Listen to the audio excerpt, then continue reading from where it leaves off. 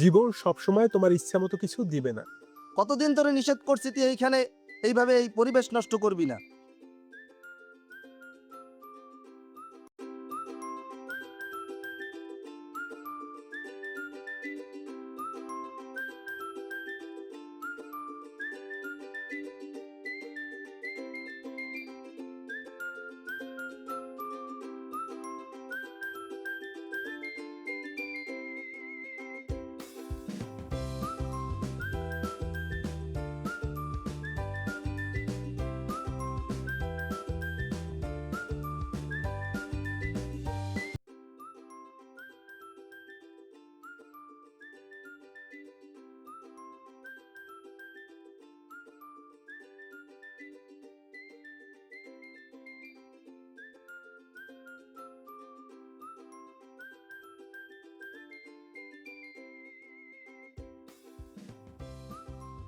এবার তুই যে হরু কি আয় কি হরু মোবাইলে কি হরু অসভ্য ফাজিল বেদব ছেলে কোথাকার। কতদিন ধরে নিষেধ করছি তুই এইখানে এইভাবে এই পরিবেশ নষ্ট করবি না।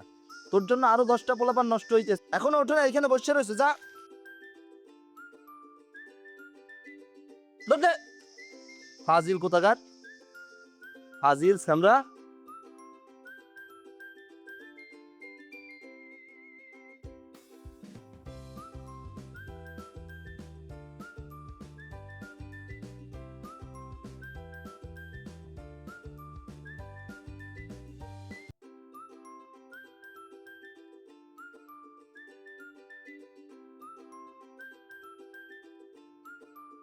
মন খারাপ কেন? মন খারাপ, এলাকার কিছু সমস্যা, পরিবারের কিছু সমস্যা থাকে। মানুষ কি বললো না বললো এটা তো তোমার দেখার বিষয় না। জীবন খুব সহজ নয়, আবার জটিলও নয়। আমরা যেভাবে জীবনকে দেখি, জীবন ঠিক সেভাবেই রং বদলায়। কত মানুষ আছে, কত আজে বাজে কথা বলবে, ভালো কথা বলবে, মন্দ কথা বলবে, এগুলো মানাই নিতে হবে। জীবন মানে শুধু বেঁচে থাকা নয়, অনুভব করা। কখনো সুখের ঢেউ আসে, কখনো দুঃখের ঝড়, কিন্তু দুটোই জীবনের অংশ। কে কি বললো ওইটা মাথায় রাখা যাবে না, মাথায় এইটা রাখতে হবে, মানুষ বলবে। যে মানুষ শুধু সুখ খোঁজে সে জীবনের অর্ধেকটাই হারিয়ে ফেলে।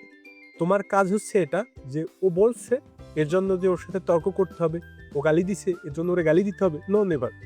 জীবন সবসময় তোমার ইচ্ছা মতো কিছু দিবে না, কিন্তু ঠিকই তোমাকে শেখাবে কিভাবে শক্ত হতে হয়, কিভাবে উঠে দাঁড়াতে হয়।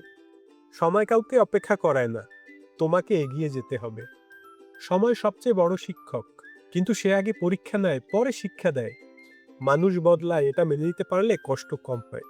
নিজের মূল্য বুঝতে শিখো, না হলে পৃথিবী তোমাকে সস্তা বানিয়ে দিবে।